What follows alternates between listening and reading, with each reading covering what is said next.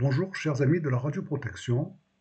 Je voulais revenir sur un incident d'irradiation qui a eu lieu, comme vous le savez, ça a fait du bruit, hein, donc au Louvre, le 22 juillet dernier, sur l'accélérateur Aglaé, hein, qui est un outil d'analyse. Hum, Alors, l'INES a classé cet incident grave, donc c'est un opérateur qui a mis son bras dans le faisceau de l'accélérateur Aglaé. Ça n'aurait pas dû se produire, c'est un incident. Voilà. Donc, la SNR a classé cet incident comme incident grave, donc ça correspond au niveau 3 de l'échelle INES, ce qui est un niveau assez élevé, hein. Il y a eu 3 accidents classés niveau 3 depuis 1981. J'aurai l'occasion d'y revenir. Alors, les conséquences pour l'opérateur, c'est une brûlure radiologique, hein, donc avec des particules chargées, hein, brûlure radiologique, donc de la peau.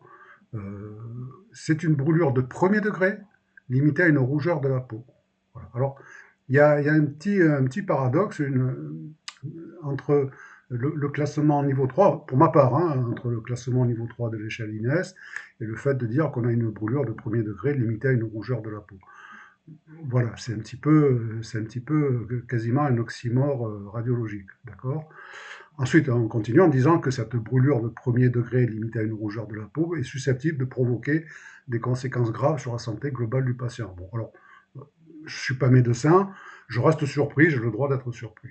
Alors, ce qui a attiré mon attention, en fait, c'est le fait que la dose, hein, puisqu'il y a eu une dose absorbée, la dose d'irradiation n'a pas été communiquée. Voilà. Donc ça a attiré mon attention parce que, comme vous le savez, le calcul de dose, c'est un peu comme qui dirait mon métier. Et je me suis dit, y a-t-il moyen d'avoir un ordre de grandeur? D'accord.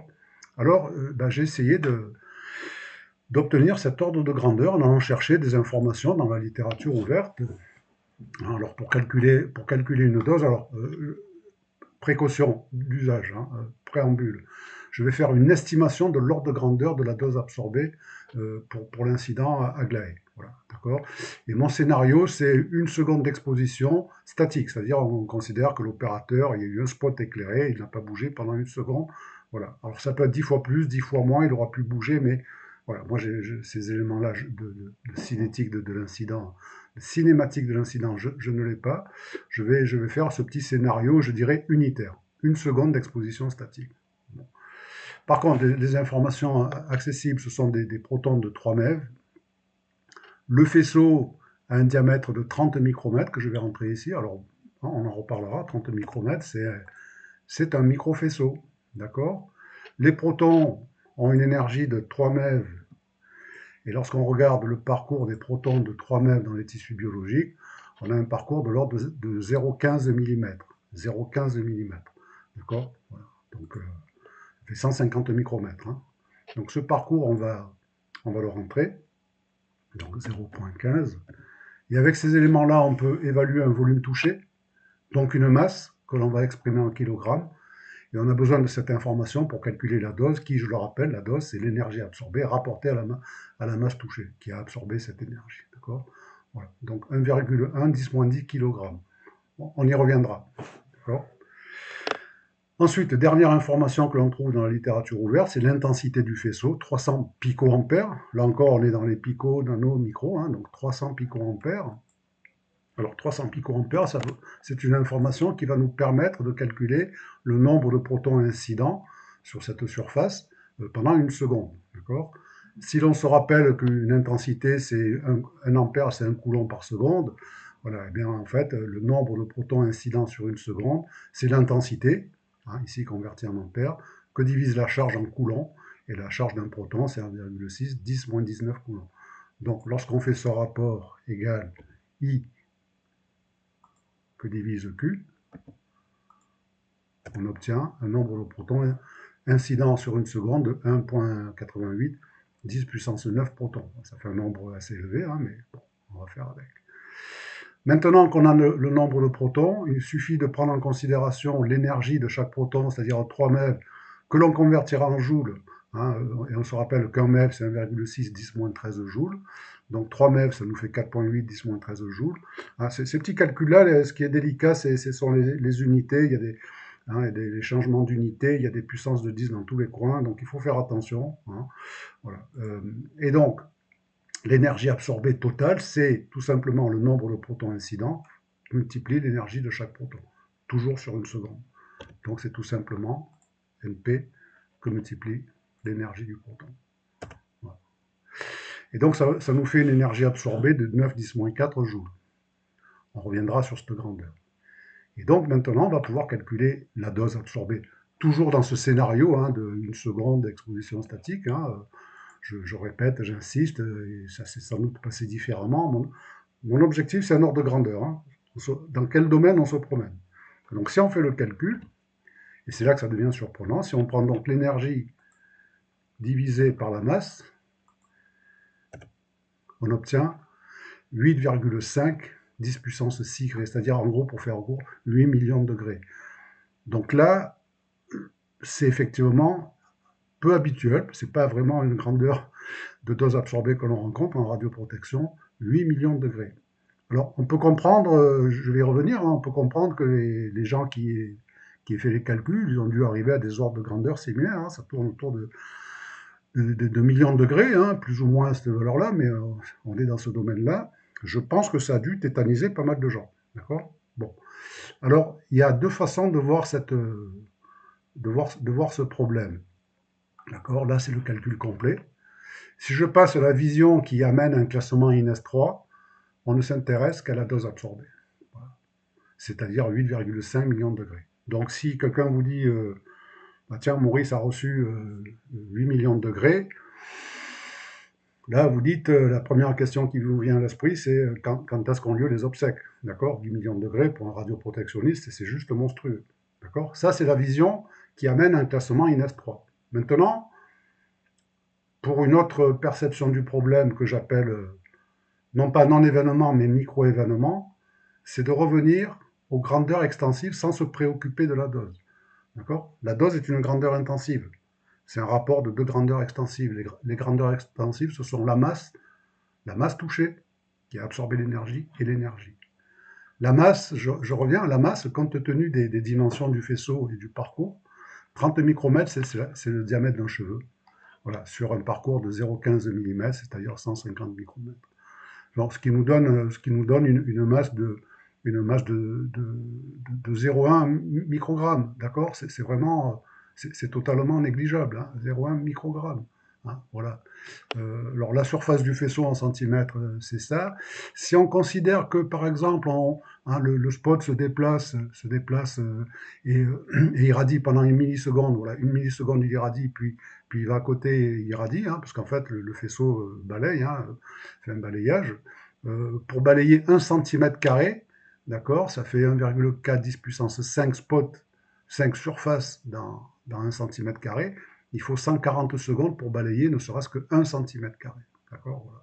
Donc ça donne vraiment une idée hein, du volume, des dimensions du volume touché. On est dans un micro-volume. Voilà. Quant à l'énergie, 9-10-4 joules, hein, ben, ça représente l'énergie cinétique d'un carré de sucre qui chute d'une hauteur de 3 centimètres. Donc vous voyez que ce soit la masse touchée, c'est un micro-volume, ou l'énergie absorbée, c'est une micro-énergie, on est bien en face d'un micro-événement. Alors bien sûr, quand on fait le rapport de ces deux grandeurs extensives qui nous parlent, que l'on peut percevoir, lorsqu'on en fait le rapport, d'accord, ben effectivement, on trouve 8 millions de degrés. Mais on aurait la même valeur si le volume était 1000 fois plus grand et l'énergie 1000 fois plus grande, ou 1 million de fois plus grande et l'énergie 1 million de fois plus élevée. C'est un rapport. Donc c'est les grandeurs intensives, c'est lorsque je fais des formations, je reviens beaucoup là-dessus, c'est très trompeur. C'est très délicat à utiliser, on peut leur faire dire n'importe quoi. Ici, c'est le cas, c'est un micro-volume qui est touché avec une micro-énergie, une micro-quantité d'énergie qui a été absorbée. Alors, je ne suis pas médecin, mais on retrouve bien le fait qu'on parle de brûlure de premier degré, rougeur de la peau. Je ne pense pas, à mon sens, que les effets physiques soient cataclysmiques. Alors, à ce niveau-là, au-delà de la dose absorbée dans un premier temps, ça correspond à une élévation de température de l'ordre de 1500 degrés Celsius quand même. Donc, il doit y avoir un effet un petit peu de thermique, de pression, qui fait que la blessure peut s'élargir, mais très, très localement. Je vous rappelle que fondamentalement, la surface est micrométrique et on ne parcourt que 150 micros dans la peau. Alors déjà, sur ces 150 micromètres, la moitié, 70 micromètres, en gros, c'est la couche morte. Donc c'est vraiment, c'est un petit peu comme si vous piquiez avec une aiguille, avec le bout chauffé au rouge, vous sentez un petit picotement, mais vous ne courez pas à l'hôpital des grands brûlés. Voilà, d'accord. Alors, pour terminer, je voudrais revenir à ce classement INES 3. Hein. Alors, c'est pas vraiment mon domaine. Hein. Moi, je calcule les doses. Je suis pas versé dans ces choses-là. Donc, je suis allé voir un petit peu ce que ça représentait, cet incident grave, classé niveau 3. Hein. On est assez haut dans la pyramide. Donc, c'est un très faible rejet. Il n'y a pas de rejet, donc on n'en parle pas. Contamination grave, on n'en parle pas. Alors, effet aigu sur la santé d'un travailleur, c'est ce qu'on peut lire, puisqu'on est dans un domaine où, effectivement, on a des effets déterministes, une brûlure radiologique. Et on a une perte de barrière, mais ça c'est autre chose. Effectivement, ça n'aurait pas dû arriver, il y a des sécurités qui ont été plafonnées. Voilà. Alors, ceci étant, un incident de niveau 3, je vais voir dans la littérature, et l'incident de niveau 3 qui a marqué les esprits et que je connais, hein, parce que c'est l'affaire des irradiés de Forbach, d'accord. L'affaire des irradiés de Forbach, c'est une toute autre dimension, qui a donc été aussi classée niveau 3, hein, d'accord. C'était des gens qui ont travaillé dans un accélérateur d'électrons, des électrons de 2,5 MeV. Ils avaient coupé la haute tension, d'accord. Non, autant pour moi, ils n'avaient pas coupé la haute tension, ils avaient coupé l'alimentation de l'anode et donc ils pensaient qu'il n'y avait plus d'électrons dans le faisceau. Hein, ils avaient fait ça parce que pour remettre la haute tension, ça prenait du temps. Ils s'étaient contentés de couper l'alimentation de l'anode, pensant que ça allait couper l'alimentation en électrons. Or, avec 2,5 MeV, donc 2,5 millions d'électronvolts, c'était suffisant pour arracher des électrons à une anode froide et créant ainsi ce qu'on appelle un courant noir. D'accord. Donc un courant de très faible intensité par rapport à l'utilisation nominale. Mais bon, ils ont travaillé pendant des heures dans l'accélérateur. C'était pas un micro-faisceau, c'était un faisceau qui avait plusieurs centimètres de diamètre. Et ces gens-là ont reçu de 50 à 100 grès. Et notamment, un des opérateurs a été brûlé sur 60% de la surface de la peau au troisième degré. D'accord. Alors, je reviens des électrons de 2,5 MeV. Le parcours, c'est 1,2 cm, c'est 12 mm.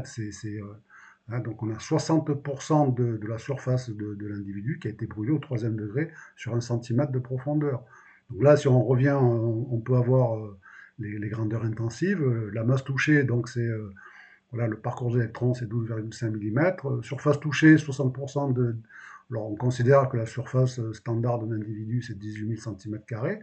60%, ça fait 10 800 cm², fois 1,2 cm, ça fait à peu près 13 500 cm3, d'accord, c'est-à-dire 13 kg. Donc c'est 13 kg qui ont été touchés, qui ont reçu une dose de 100 grès. Donc 13 kg fois 100 grès, là on a l'énergie déposée, c'est 1300 joules, d'accord. Et 1300 joules, c'est un objet de 100 kg qui chute sur 1,3 m. C'est tout à fait autre chose que notre petit grain de sucre là qui chute de 3 cm. On n'est pas du tout dans le même événement. Et ce qui est notable, et c'est tragiquement notable, c'est que l'individu, après avoir subi cette brûlure à 60%, et il a subi des greffes, des amputations, et il a fini par décéder. Hein, donc on est vraiment c'est vraiment un incident grave. Je dirais à la limite, le terme incident, me paraît un peu léger. Hein. Enfin, pour l'individu en question, c'était plus qu'un incident en tous les cas. Voilà. Donc voilà pour cette petite réflexion sur cet incident radiologique. Hein. Donc voilà, ici, voilà, vous pouvez faire le calcul. Alors, comme j'insiste, hein, le scénario est sans doute différent. C'est certainement pas juste une seconde d'exposition statique, c'est sans doute un petit peu plus complexe que ça, mais voilà, les ordres de grandeur, on y est. Et effectivement, si les gens se sont arrêtés juste à la donnée de la dose, ben, on comprend qu'il n'est pas communiqué dessus. Pour communiquer sur une telle valeur, ça ne doit pas être évident, d'accord. Voilà. Écoutez, je vous remercie pour votre attention et en attendant éventuellement vos remarques et autres.